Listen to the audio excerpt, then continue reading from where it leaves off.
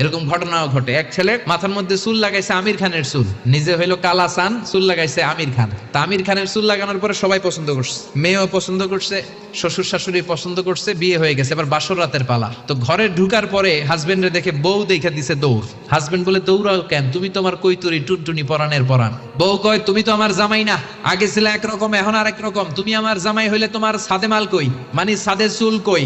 বিয়ের আগে মাথা ভর্তি চুল দেখলাম, আমির খানের স্টাইল দেখলাম, এখন বাসর ঘরে দেখি তোমার অন্য পুরুষ দেখা যায়। এরকম আছে না নাই? আপনি যদি ধোঁকা দেন, কিয়ামতের দিন ধোঁকাবাজদের সাথে আপনাকে হাসর করায় দিবে কে?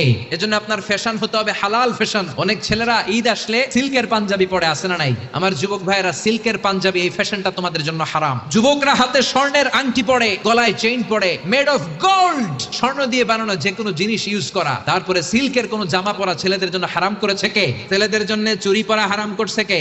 অনেক ছেলে চুরি পরে, ব্রেসলেট পরে, আছে না?